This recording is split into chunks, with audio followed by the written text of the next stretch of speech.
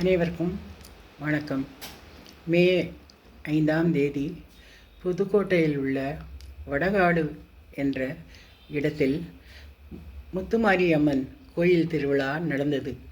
அதில் 12 வருடம் கழித்து அந்த விழாவை தேர் வைத்து அலங்கரித்து ஊர்வலமாக செல்லும்போது பிற மதத்தினருக்கும் வேறு தலித் சமுதாயத்துக்கும் பிரச்சனை எழுந்தது.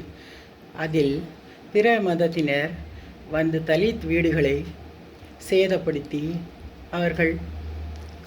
அவர்களோட இருசக்கர வாகனங்களெல்லாம் சேதப்படுத்தினார்கள்.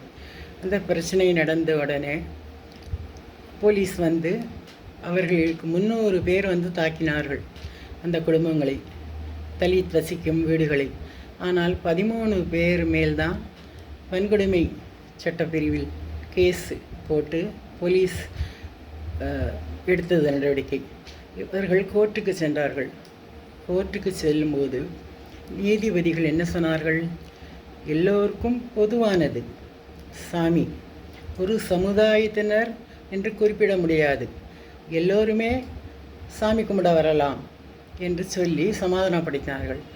மறுபடியும் அங்கு அந்த விழா கோயில் திருவிழா நடைபெறும்போது அங்கு அந்த வழியாக சாமி அவங்க தெரு வழியாக போகக்கூடாதுன்னு மறுபடியும் பிரச்சனை. இப்படி நிறைய பிரச்சனைகள் நடக்கிறது. தலித் சமூகம் ஏன் புறக்கணிக்கப்படுகிறது? நமது தமிழக அரசு சம நீதியோட சமத்துவம் உள்ள கட்சி, எல்லோரும் சரிசமம் என்று திராவிட நமது திமுக ஆட்சியில் சொல்கிறார்கள். அதிலும் கூட்டணியில் நமது விடுதலை சிறுத்தை சகோதரர் திருமாவளவன் கட்சியும் அதில் இருக்கிறது. ஏன் இந்த சமுதாயத்தை பாதுகாக்கக்கூடாது?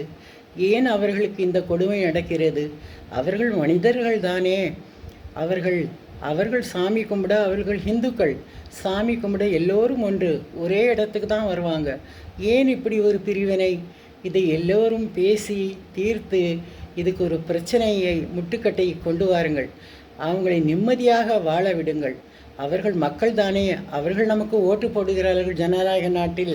அவர்களுக்கு என்ன ஒரு தனி சட்டம்? அவர் கோயிலுக்கு வரக்கூடாது, அது பண்ணக்கூடாது, அந்த வழியாக சாமி போகக்கூடாது. இதெல்லாம் மகா கொடுமை.